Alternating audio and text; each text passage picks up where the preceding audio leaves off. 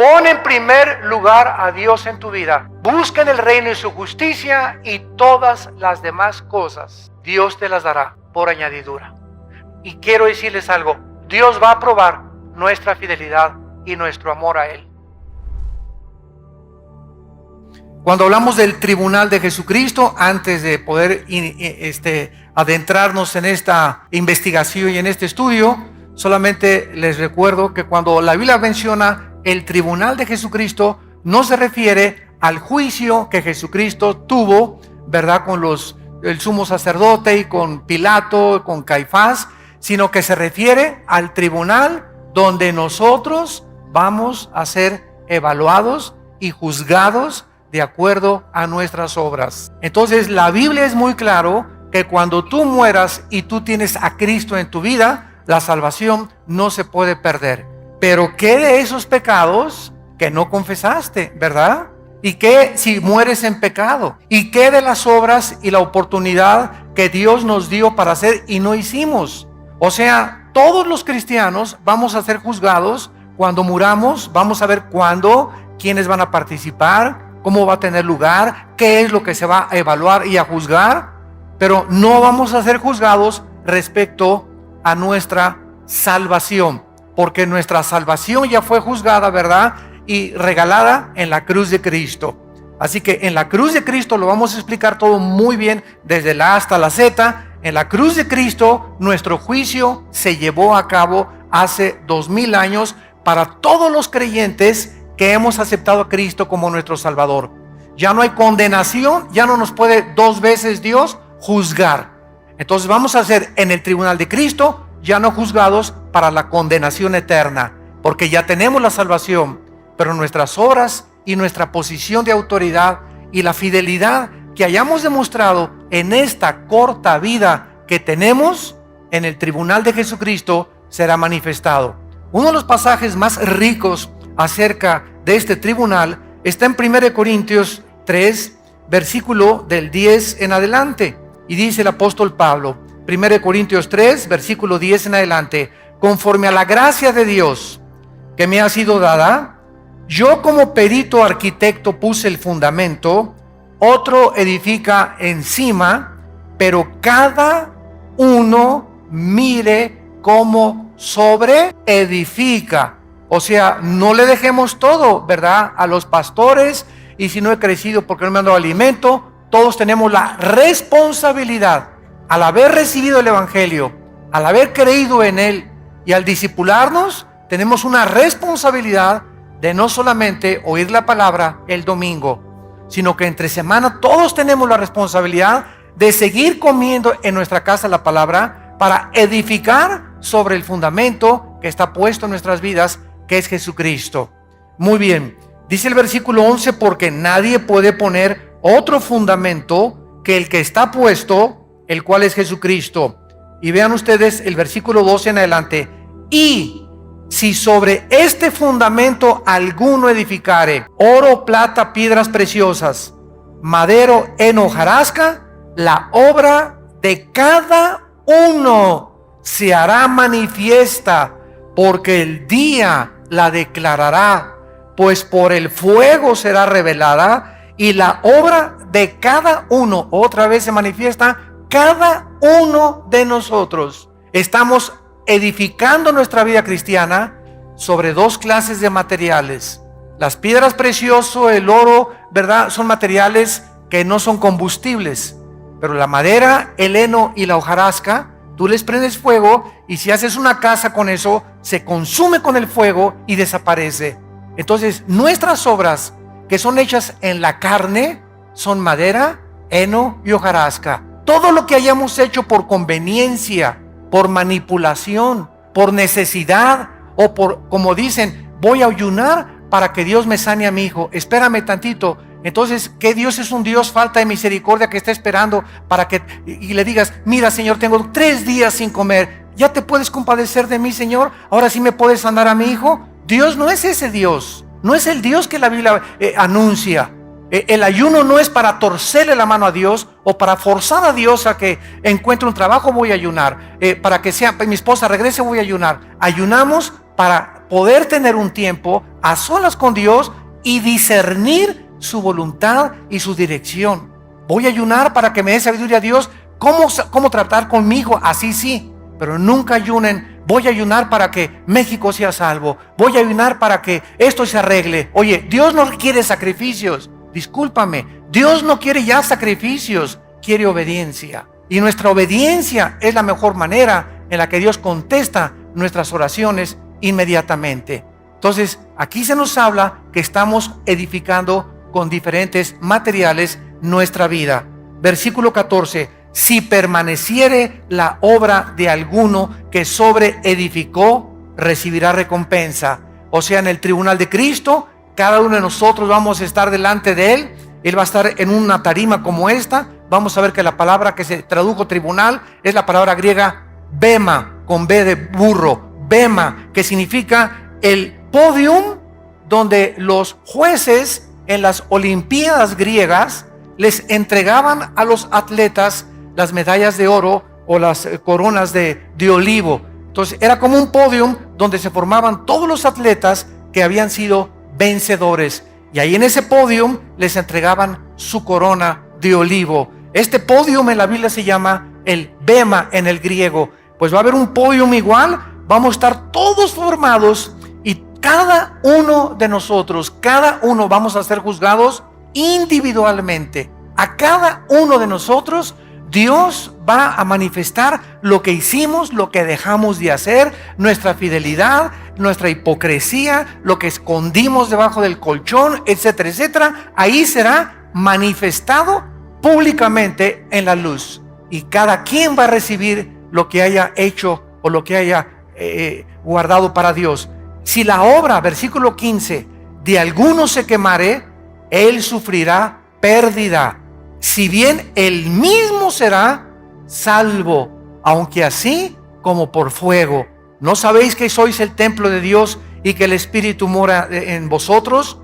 Si alguno destruye el templo de Dios, Dios le destruirá a él, porque el templo de Dios, el cual sois vosotros, santo es. Vean ahora 2 de Corintios, capítulo 5, versículo 10. Vamos a tratar de leer algunos versículos para establecer nuestro fundamento teológico. 2 de Corintios 5:10. Porque es necesario que todos nosotros, cuando Pablo dice todos nosotros, ¿de qué está hablando? De los cristianos.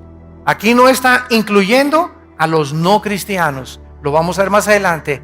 Es necesario que todos nosotros, está hablándole a la iglesia, comparezcamos, y ahí está el bema, que se tradujo el tribunal de Jesucristo, para que cada uno reciba según lo que haya hecho mientras estaba en el cuerpo, sea bueno o sea malo. En este tribunal, en este juicio de los cristianos, todos nosotros vamos a recibir lo que hayamos hecho mientras estábamos en esta corta vida, desde que te convertiste hasta tu muerte. Ya antes de nuestra conversión, ningún pecado, que abortaste 5 veces, que mataste a 30 personas, que te decían la leona de Santa Julia, que te decían, ¿verdad?, lo peor. Antes de nuestra conversión, todos nuestros pecados han sido eternamente borrados. De nuestra conversión a nuestra muerte, nuestras obras comienzan a ser tomadas en cuenta. No para nuestra salvación, insisto, como lo acabamos de leer, sino para la pérdida o la ganancia de las recompensas y las posiciones de autoridad que vamos a tener. En otras palabras, en la otra vida, después del tribunal de Cristo, muchos van a sentarse con Cristo cuando las naciones sean reestructuradas y desde Jerusalén Cristo comience a gobernar y otras galaxias sean pobladas también, y Dios nos mande a otra galaxia como gobernador de alguna, de Andrómeda o no sé de qué otra galaxia, otro nombre que le ponga a Dios, o presidente, el nuevo presidente de México, etcétera, etcétera, donde ya no va a haber PRD, ni PAN, ni PRI, ni partidos políticos. Los hombres y las mujeres que van a gobernar en la otra vida será de acuerdo a la fidelidad que tuvieron en esta vida. Por eso 1 de Corintios 15:58 dice el apóstol Pablo: hermanos, no os canséis de hacer el bien, porque a vuestro tiempo segaréis. Continuar haciendo el bien, porque vale la pena seguir trabajando para Dios. Un vaso de agua que hayamos dado en el nombre de Jesús, a las personas que les hayamos hablado de Cristo, las cosas que hayamos hecho, el amor que le has tenido a tu esposa, a tu esposo, el tiempo que pasaste con tus hijos, la santidad que tú viviste, todo será puesto en una balanza. Por eso tenemos que vivir con temor de Dios, porque estamos de paso por esta vida.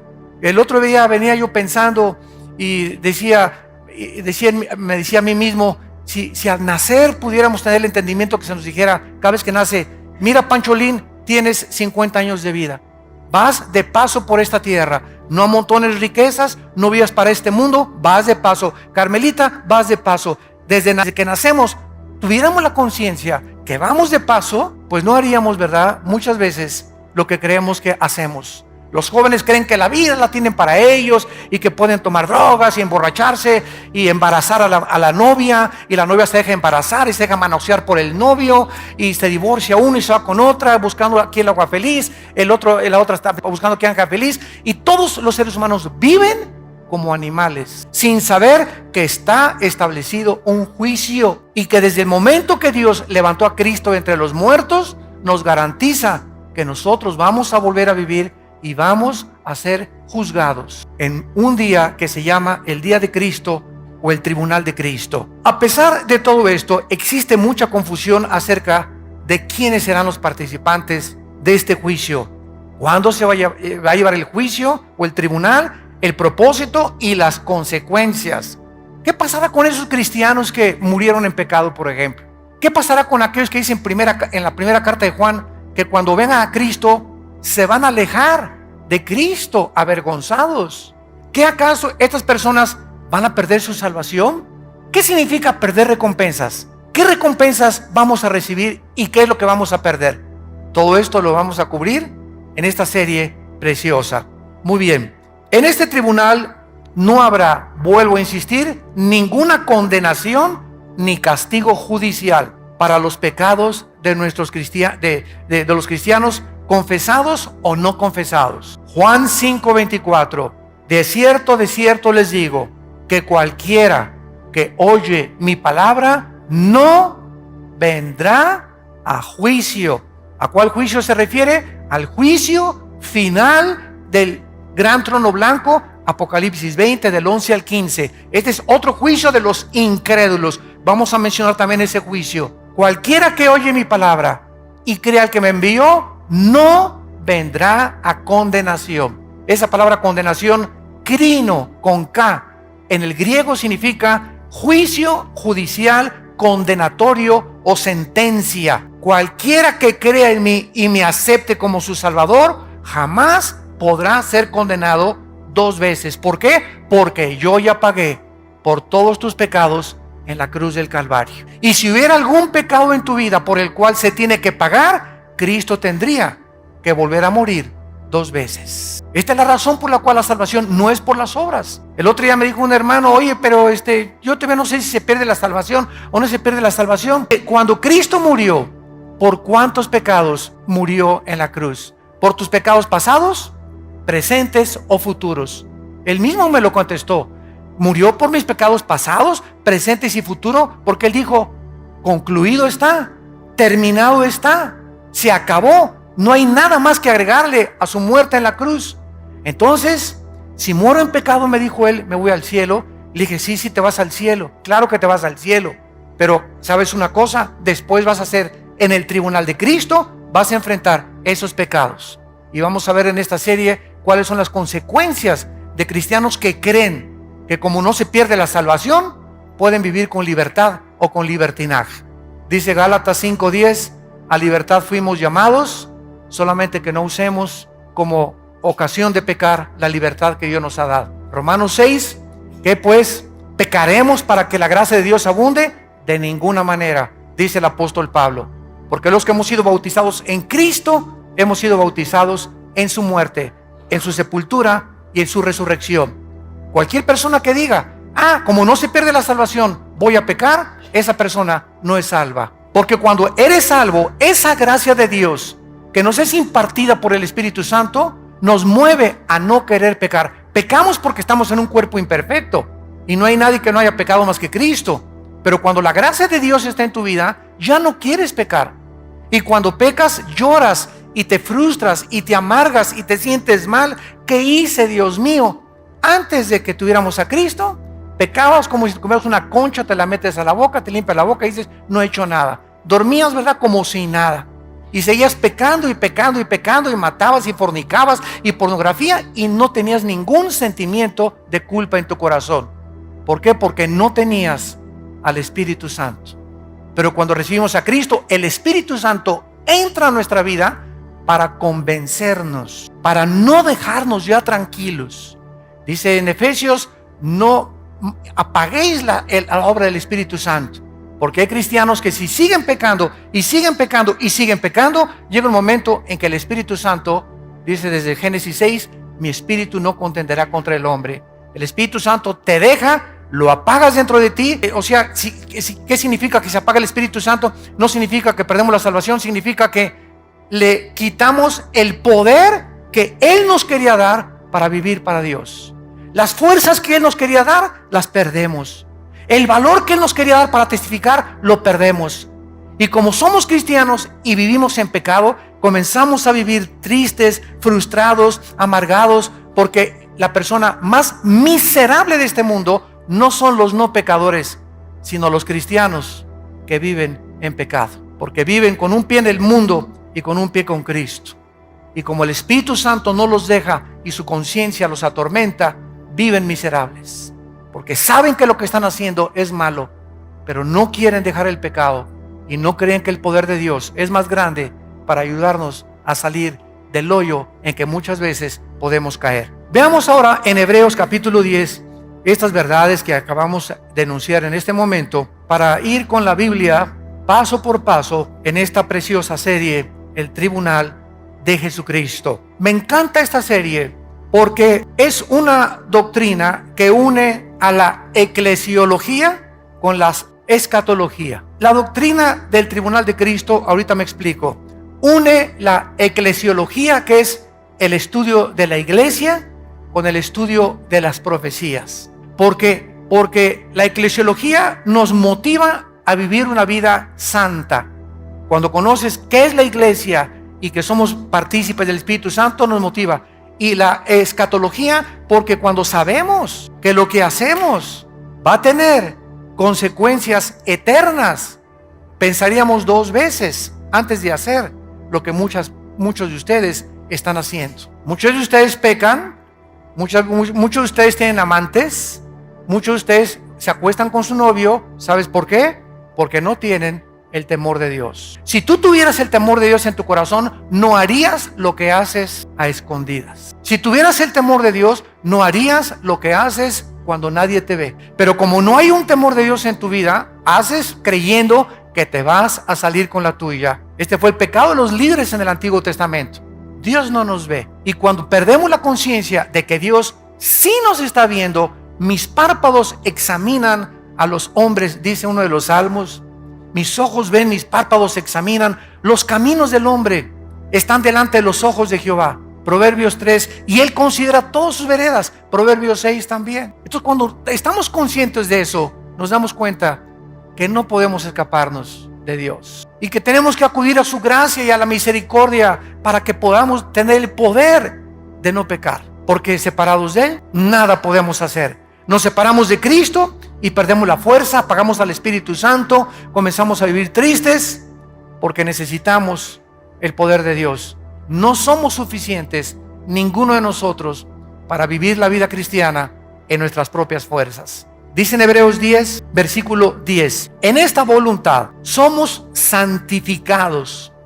O sea, la palabra santificado significa puestos aparte, separados del mundo. En la voluntad de Dios, nos ha Dios separado del mundo mediante la ofrenda del cuerpo de Jesucristo, hecha una vez para siempre. Hecha una vez para siempre. Estos versículos me encanta enseñárselos y lo digo con mucho respeto, a los curas católicos, o cuando tengo debates en la televisión con obispos o con personas de otra religión, ¿verdad? Porque siempre les pregunto, ¿qué es la misa? El 99% de las personas a las que tú les preguntes qué es la misa, no saben contestarte.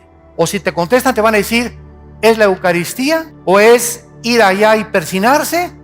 Pero no saben que la misa, de acuerdo al Concilio de Trento, apúntalo, el Concilio de Trento es el sacrificio de Jesucristo por los vivos y por los muertos. ¿Qué es la misa? Es un sacrificio. Cuando el cura entra al altar, dice introibo al altare Dei, en latín. Me introduzco al altar de Dios. Le introibo al altare Dei, le quetificatet juventutem meam, dice en latín. Me introduzco al altar de Dios a ofrecer sacrificio por los vivos y los muertos. De ahí las misas, las has oído, gregorianas. ¿Han oído ustedes de las misas gregorianas? ¿Qué son las misas gregorianas? Se murió don Pancho. Ya que se muere, vamos a pagar a la iglesia para que le den una misa gregoriana. O sea, para que lo ayude a salir del purgatorio. Otra vez, vuelven a sacrificar a Cristo. Y con ese sacrificio, don Pancho ni nos oye. Pero estamos haciendo otro sacrificio, Dios, para que tengas misericordia. Y don Pancho, si tenía 15,000 años en el purgatorio, que sean 10,000. Y si tienes dinero, le das 10 misas gregorianas y lo sacas en un mes a tu pariente. Cuando nosotros, amados santos, seguimos esta línea de lógica elemental, nos damos cuenta que perdida está la gente en la ignorancia. ¿Por qué lo hacen? Lo hacíamos nosotros porque no conocíamos las sagradas escrituras. En el Antiguo Testamento, los sacerdotes levíticos tenían la consigna, ellos sí, de ofrecer los sacrificios por el pueblo. Viene Cristo y se acaba el sacerdocio levítico. Y la iglesia romana se brincó la cruz y continuaron y han perpetuado el sacerdocio levítico, que ya no existe. Han hecho a un lado la cruz de Cristo. Y siguen ellos tratando de ser intercesores por nosotros. Y ya no hay, y dice en la Biblia católica y en cualquier Biblia, 1 Timoteo capítulo 2, no hay más que un intercesor entre Dios y los hombres, un mediador, Jesucristo hombre. Y lo dice Hebreos, el sacrificio de Cristo fue hecho una vez. Ellos, en cada realización de la misa, siguen matando a Cristo. Lo siguen ofreciendo. Esto es cuando levantan la Eucaristía y comienzan a hacer todo. Entonces se acerca la gente y les dan la hostia, que se llama la doctrina de la transubstanciación, donde bajo la bendición del sacerdote católico convierte eso en la sangre y en el cuerpo de Jesucristo. Y cuando la persona la toma, está recibiendo a Cristo. De lunes a viernes se le sale y lo vuelve a tomar el domingo. ¿Y qué dice la Biblia, verdad? Juan 1:12, a los que le recibieron nos dio la potestad de ser hechos hijos de Dios. Lo recibimos una sola vez, pero ellos, como creen que se sale, hay que volver a invitarlo y volver a sacrificarlo y volver a sacrificarlo y volver a sacrificarlo y volverte a dar a Cristo y volver a sacrificarlo, y ven para acá para que vuelvas a recibir a Cristo, porque no saben que Él vive eternamente en nosotros. Dice en Efesios 1:13 y 14 que hemos sido sellados con el Espíritu Santo hasta el día de la redención, hasta el día de la resurrección. ¿Cómo nos ilumina la Biblia, verdad? Es maravillosa. Ahora viene el versículo 12, de ahí mismo de Hebreos 10, versículo 12. Pero Cristo, habiendo ofrecido otra vez, lo mismo dice el Espíritu Santo, una vez para siempre, un solo sacrificio. Cura católico que me escuchas, con mucho respeto, no quiero abusar, ¿verdad?, de este conocimiento, pero ya deja de sacrificar a Cristo. Ya no vuelvas a celebrar misa si me estás escuchando, porque estás diciéndole que el sacrificio de Cristo no fue suficiente. Hecho una vez para siempre, un solo sacrificio por los pecados, se ha sentado a la diestra de Dios. Versículo 13. De ahí en adelante, esperando hasta que sus enemigos sean puestos por estrado de sus pies, porque con una sola ofrenda, otra vez, una vez para siempre, una vez para siempre, una sola ofrenda, con una sola ofrenda, con el sacrificio de Cristo, bastó para hacernos, qué tremenda revelación, perfectos. La muerte de Cristo nos ha hecho perfectos para mientras estamos aquí en la vida. ¿Dice eso? Temporalmente. ¿Dice eso? A lo mejor tú traes la Biblia del Mormón. Nos hizo perfectos para siempre. La pregunta es, ¿somos perfectos? No, en nuestra actividad y en nuestra conducta, pero posicionalmente en el cielo nos ha bendecido con toda bendición espiritual. Estamos, Efesios 2, sentados ya con Cristo, descansando ya de que no tenemos que hacer nada, ni buenas obras, ni sacrificios para nuestros pecados, sentados con Él, esperando hasta que todo sea resuelto en este mundo.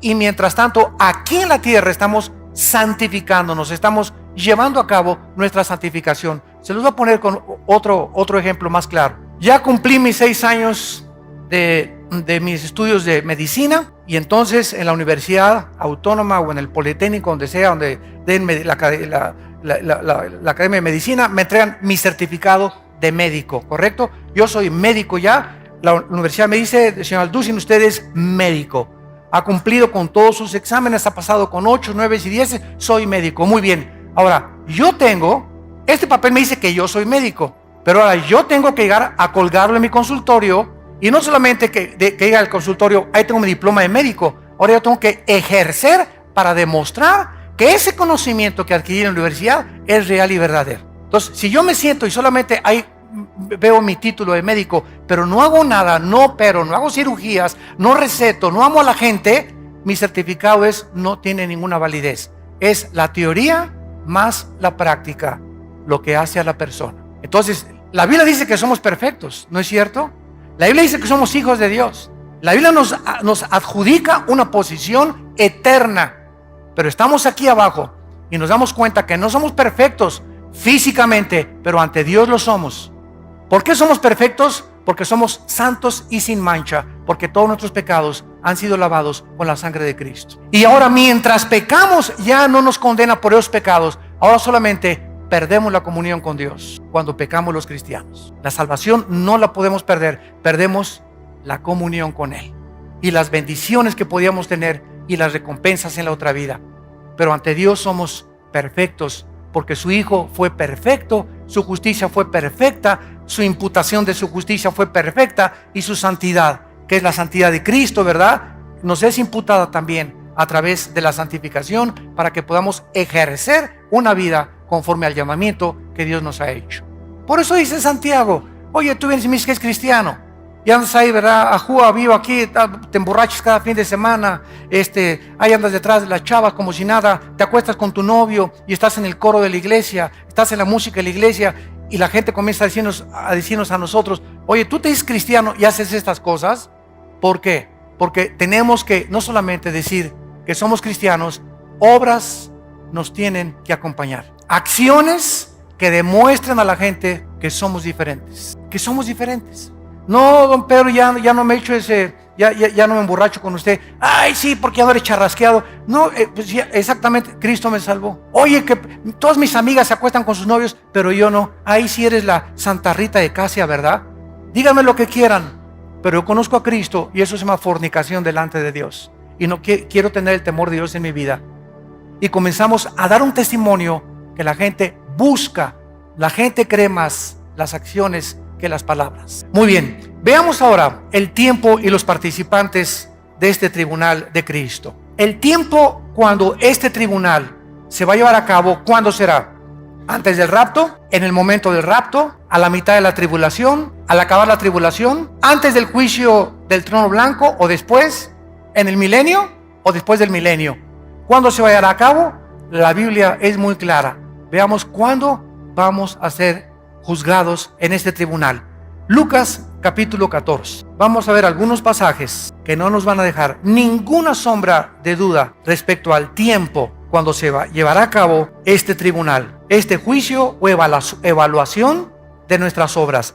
Dice Cristo en Lucas 14, versículo 13 y 14. Lucas 14, 13 y 14. Mas cuando hagas banquete, llama a los pobres, los mancos, los cojos, los ciegos, y serás bienaventurado o dichoso, que es lo mismo, porque ellos no te pueden recompensar, pero te será recompensado. Ahí está, cuando en la resurrección de los justos. ¿Cuándo recibiremos las recompensas? Cuando todos los justos seamos resucitados. ¿Cuándo se llevará esta resurrección? Primera de Tesalonicenses capítulo 4 del 13 al 15. Hermanos, les escribo para que no se entristezcan como los demás que no tienen esperanza. Porque si Cristo murió y resucitó, también Dios traerá con Jesús a los que durmieron con él. Por esto digo que con voz de arcángel, con voz de trompeta y con voz de salvación, los muertos en Cristo resucitarán primero. Luego nosotros, los que quedamos, seremos arrebatados juntamente con ellos y así estaremos para siempre con el Señor. Por lo tanto, aliéntense con estas palabras. En el momento que desaparezcan millones de cristianos del planeta Tierra, en ese momento, ¿verdad? ¿A dónde vamos? Todos los que seamos raptados, puede ser hoy en la tarde, puede ser a lo mejor ni acabo el mensaje. Y muchos dicen, ¿dónde se fueron? Se los llevaron los ovnis, van a decir. Puede ser hoy en la noche, el arrebatamiento, porque no hay señales para el arrebatamiento. Para la segunda venida hay señales, y verán la señal del Hijo del Hombre. Pero para el arrebatamiento no hay señales. Es inminente, en cualquier momento, el día y la hora, nadie la sabe. La segunda venida de Cristo sí es anunciada con muchas profecías y con muchas señales. Cuando dice vendré como ladrón en la noche, no se refiere a la segunda venida, se refiere al arrebatamiento. Porque si se refiriera a la segunda venida, pues entonces cuando el anticristo entre al templo y haga el sacrificio, Mateo 24, y ahí comienza la gran tribulación, lo único que tendríamos que hacer es comenzar a contar 3 años y medio. Y a los 3 años y medio sabríamos que venía Jesucristo y terminaría el Armagedón. Pero el día y la hora, nadie lo sabe, se refiere al rapto, al arrebatamiento de la iglesia. Por eso una cosa es el arrebatamiento, otra cosa es la segunda venida de Cristo. No es la misma cosa, el arrebatamiento de la segunda venida de Cristo no es lo mismo, porque el rapto viene sin anuncio, sin señales, sin ninguna prueba. Puede ser en cualquier momento. Veamos otro pasaje, 1 Corintios capítulo 3, versículo 13. Voy a leer rápido. La obra de cada uno se hará manifiesta, porque el día, ese día, ya sabes que es el día. ¿Qué día? Siempre que en el Nuevo Testamento, escúchenme estudiantes de la Biblia, vean, el día de Cristo, ese día se refiere al tribunal, al día en que vamos a ser juzgados. El día es el sujeto de la revelación y será un día revelado con el fuego. Ahora, el contexto que sigue a continuación se sigue desarrollando por los demás apóstoles. Por ejemplo, en 1 de Pedro 5, versículo 4. Y cuando aparezca el príncipe de los pastores, vosotros recibiréis la corona incorruptible de gloria. Filipenses capítulo 2, versículo 16. Asidos de la palabra de vida, para que en el día de Cristo, subrayen siempre que vean el día de Cristo en su Biblia, para que en el día de Cristo yo pueda gloriarme, dice Pablo, de que no he corrido en vano, ni en vano he trabajado. Pablo le dice a los filipenses, estudien la Biblia, santifíquense, échenle ganas, ganen las almas para el reino de Dios. Ama a tu esposa, ama a tus hijos, pasa el mayor tiempo que puedas con tu familia, porque el mayor tiempo que pasamos con la familia es el tiempo más precioso que tenemos en esta vida. No con los amigos, no en el cine, aunque digo, no soy enemigo de películas que sean buenas, ¿verdad? Con buena clasificación. No en fiestas, y hay fiestas también buenas, pero dediquemos tiempo a la familia. Yo ahora mis viajes a Colombia, Honduras, Estados Unidos, etcétera, etcétera, me encuentro con que muchos pastores llegan sus esposas, hermano, Alducin, dígale a mi esposo que me saque por lo menos una vez al año de vacaciones. ¿Cómo, hermana? ¿Que ustedes no tienen vacaciones? Pues es que mi esposo dice que tiene que ganar muchas almas para Cristo y está muy ocupado en la obra de Dios. Y le dije, ¿sabe una cosa? Su esposo ya se fue al extremo, porque usted es la principal obra de Dios en su esposo, porque nuestra esposa es nuestra principal oveja. Entonces podemos ganar el mundo y ser obscuridad en nuestra casa, candil de la calle, oscuridad de la casa. Y así hay muchos muchachos también, por acá y por allá, iban a los campamentos y todo, y llegan a su casa, no se obedecen a sus papás, no se someten a los papás, no les dan buen testimonio, tienen mal testimonio en la escuela. Pero eso sí, aleluya, gloria a Dios en los campamentos, y gracias a Dios que van a los campamentos. Pero quiero que entiendas que lo que Dios aprecia es la vida en la familia. El matrimonio es el gimnasio del hogar. Hermanos, que usted no sabe la cara de dinosaurio de mi esposo. Vete acostumbrando, porque el diablo la tiene peor, le digo. Es que usted no sabe que mi esposa, esto y el otro, es que precisamente el estar aguantando eso de tu esposa te está fortaleciendo. El estar aguantando eso de tu esposo te está fortaleciendo, te está blindando, te está dando carácter, te está dando paciencia, te está dando visión, te está acercando más a Dios. Estás tratando de ya llorar por Dios. Padre Santo, te pido, te ruego. Todas esas cosas, esas presiones que tenemos, esos sufrimientos en el matrimonio, con los hijos, en la familia, sirven para formar nuestro carácter. Santiago 1, del 2 al 4. Tengan por sumo gozo cuando el dinosaurio te ladre, en el lenguaje de zapoteco. Tengan por sumo gozo cuando se hallen en diversas pruebas. Ay, hermano, no saben qué prueba me encuentro. Esas pruebas son una bendición. Me corrieron de mi trabajo, es una bendición, porque mientras no ha sido por robo ni por fraude, Dios tiene lo mejor para ti. Dios está probando tu confianza en Él. Tengan por sumo gozo cuando se hallen en diversas pruebas, sabiendo que la prueba de vuestra fe produce paciencia. ¿Y para qué quiero paciencia, Señor? Porque si no tienes paciencia, Hebreos 6 y Hebreos 10, nunca recibirás nada de Dios. Sin paciencia te vas a casar antes de tiempo.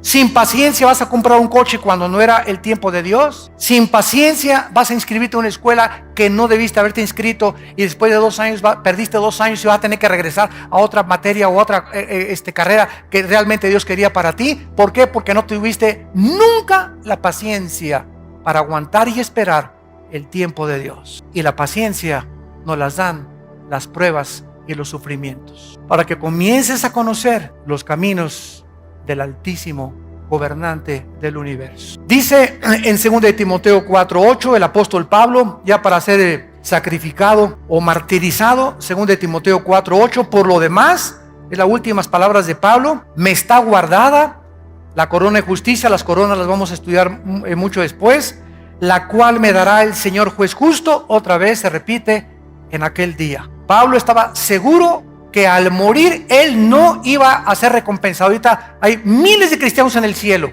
desde Pentecostés hasta nuestros días, y ninguno de los cristianos que están en el cielo, Apocalipsis 6 del 12 al 14, ninguno ha sido recompensado. Están esperando, se les han dado vestiduras blancas, están esperando el día de nuestra resurrección. Ellos ya están en el cielo, pero nadie ahorita ha sido recompensado. Tenemos que estar todos los cristianos ya en el cielo para ser recompensados. Y en ese momento es cuando recibiremos los premios de Dios. Así pues, las recompensas de los santos, para dejarlo claramente establecido, van a ser entre el arrebatamiento de la iglesia y la segunda venida de Cristo a la tierra. Entre el arrebatamiento de la iglesia y la segunda venida de Cristo va a haber un tiempo de 7 años de tribulación. Mientras la tribulación está aquí en la tierra, nosotros en el cielo estaremos siendo recompensados y ante el tribunal de Cristo. ¿Cómo lo sabemos? Porque en el capítulo 19 de Apocalipsis aparecen las bodas del Cordero. Y no podemos estar en las bodas del Cordero sin antes habernos presentado a ser evaluados y juzgados por nuestras obras mientras estábamos en el cuerpo. Ahora, para terminar, ¿quiénes van a estar en este tribunal? El hecho de que antes de la resurrección de los impíos no se va a llevar a cabo, nos revela que este juicio del tribunal de Cristo no incluye a los no creyentes. El tribunal de Cristo, el día de Cristo, el bema de Cristo, solamente los cristianos vamos a estar en este tribunal. Los no creyentes, cuando terminen los 7 años de tribulación y Cristo regrese al mundo, vamos a entrar a 1000 años, a un periodo de 1000 años de vacaciones aquí en la tierra. Isaías 65 y 66, Apocalipsis 20 y 21. Y después del milenio, Apocalipsis 20 del 11 al 15, los no creyentes serán presentados, serán abiertos los libros de Dios y pasarán todos los no cristianos y ninguno va a estar hincado. Estarán parados delante de Dios y serán echados al lago de fuego que arde con fuego y con azufre, que es la muerte segunda. En ese juicio, del juicio del gran trono blanco, nosotros ya fuimos juzgados por nuestras obras, no por la salvación, pero en el juicio de los no cristianos después del milenio, nosotros seremos el jurado. Los ángeles y los querubines estarán en el cielo cósmico de Dios y Dios demostrará que Él no va a mandar a nadie al infierno. ¿Cómo? Sí, se fueron solitos. Una señora me dijo hace mucho tiempo, es que, oiga hermano, yo estoy seguro, Dios es bueno, Él no puede mandar, Él es amor, Él no manda a nadie al infierno. Le dije, amén, amén, amén, yo estoy de acuerdo con usted, hermana. Entonces el infierno no existe. Le dije, claro que sí existe. Dios no va a mandar a nadie y por eso mandó a su Hijo a morir en una cruz.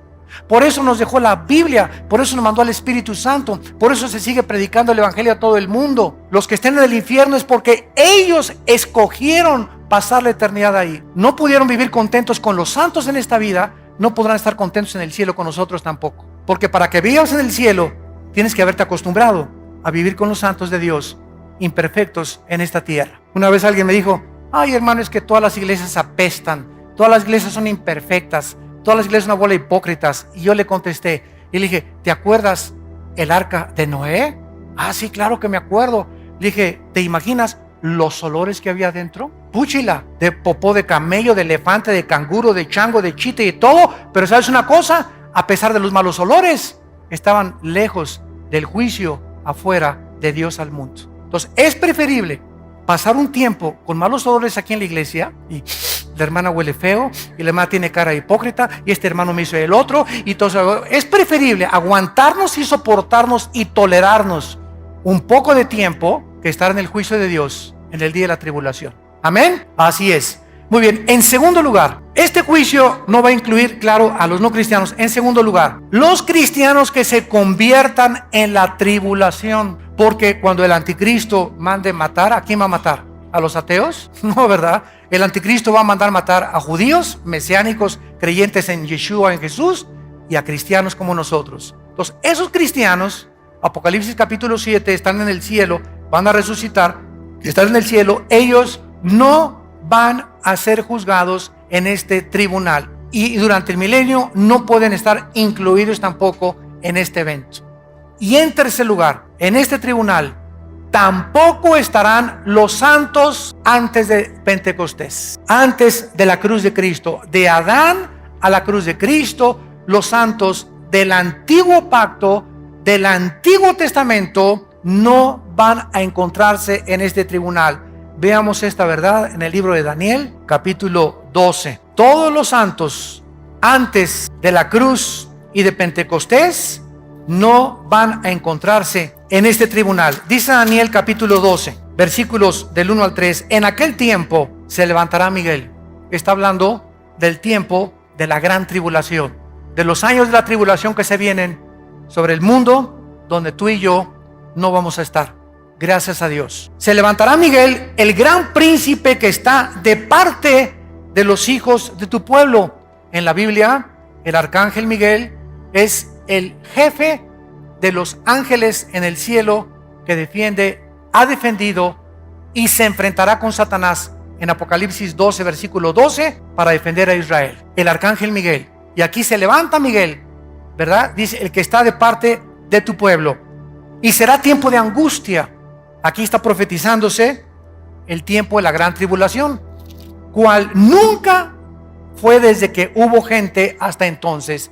Por esto sabemos que no está hablando de una tribulación o un sufrimiento 70 años después de Cristo, cuando llegaron los romanos y no dejaron piedra sobre piedra. Aquí está hablando de una angustia que Cristo en Mateo 24 repitió, cual nunca la ha habido en la historia de la humanidad, que es la gran tribulación. En aquel tiempo será libertado tu pueblo los que se hallen escritos en el libro. Y muchos, no dice todos, aquí hay una resurrección parcial. Muchos de los que duermen en el polvo de la tierra serán despertados, unos para vida eterna y otros para vergüenza y confusión eterna. Aquí está situando la resurrección de los santos del Antiguo Testamento después de la gran tribulación. Después de la gran tribulación.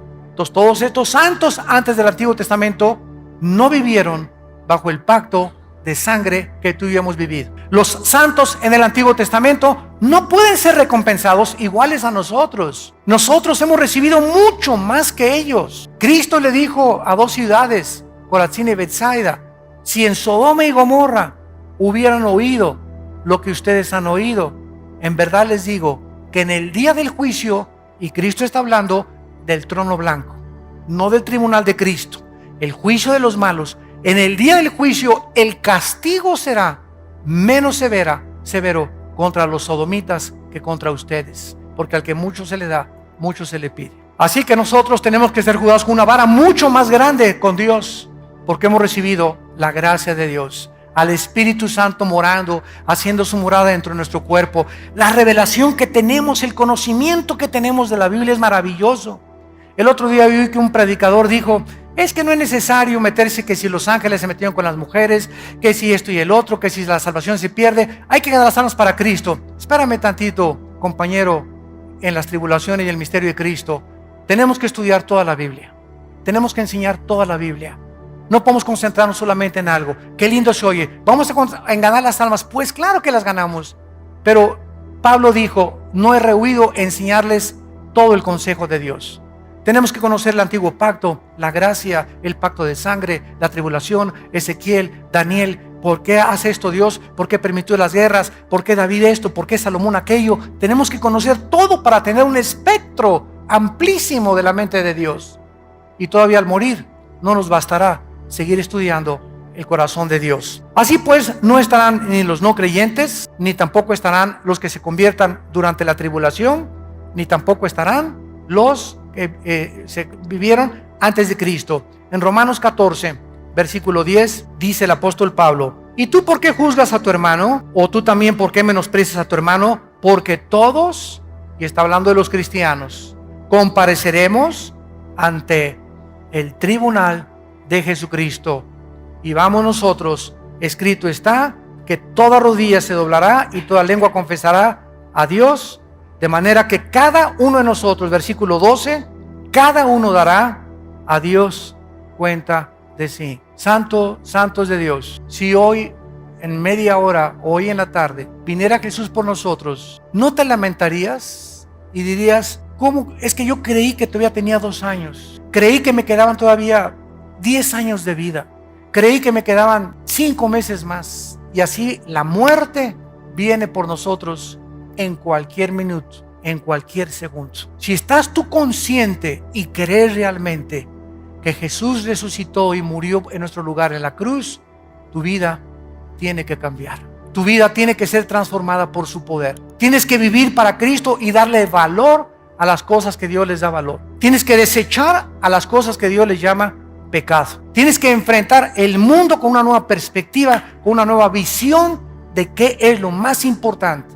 Es importante tu carrera, es importante lo que tú buscas, es importante que seas deportista. Todo es importante en la vida porque nos sirve en la vida. Pero pon en primer lugar a Dios en tu corazón. Pon en primer lugar a Dios en tu vida. Busca en el reino y su justicia, y todas las demás cosas Dios te las dará por añadidura. No pongas a tu novia en primer lugar, ni a tu esposa en primer lugar, ni siquiera a la esposa o a tu esposo, ni a tus hijos. Pon a Dios en primer lugar. ¿Por qué? Porque tu novia o tu novio, tu esposo o nuestros hijos no son para siempre. Algún día se va a morir tu mamá, tu esposo, tu esposa, tu hijo, tu perro, tu gato, tu loro, tu cotorro. Todo es temporal, pero cuando perdemos todo y tenemos a Dios, Él nos dará la fuerza para seguir viviendo, porque hemos amado a Él antes que a cualquier cosa. Y quiero decirles algo: Dios va a probar nuestra fidelidad y nuestro amor a Él. Va a llegar el momento en que vas a tener que escoger entre tu esposa o Él, entre tu esposo o Dios, entre tus hijos o Dios, entre tu novio o Dios, entre tu novio o Dios, entre tu trabajo o Dios. Y es el momento más importante de la decisión, donde tu corazón se manifestará y darás cuenta a Dios si realmente le amas con todas tus fuerzas, con toda tu mente y con toda tu voluntad. Te damos gracias por tu palabra, Señor, en esta mañana. Te damos gracias, Señor, porque nos has llamado a vivir para ti y a conocerte. Porque no podemos poner otro fundamento sobre nuestra vida, el cual es Jesucristo. Y sobre este fundamento tenemos que edificar oro, plata y piedras preciosas. Obras que valgan la pena. Sacrificios que valgan la pena. Palabras que valgan la pena de bendición a la gente que nos rodea. Y mantener nuestra integridad delante de tu trono. Porque la obra de cada uno de nosotros, todo lo que hayamos hecho, será juzgado, será evaluado en el tribunal de tu Hijo Jesucristo, quien murió y resucitó para que nosotros ya no vivamos para nosotros mismos. Porque si vivimos, para Él vivimos, y si morimos, para Él morimos. Quiero darles la bienvenida a mi canal oficial de YouTube, en donde podrán encontrar bastante contenido y material, como series, conferencias, programas y mensajes que serán de grande bendición y edificación para tu vida.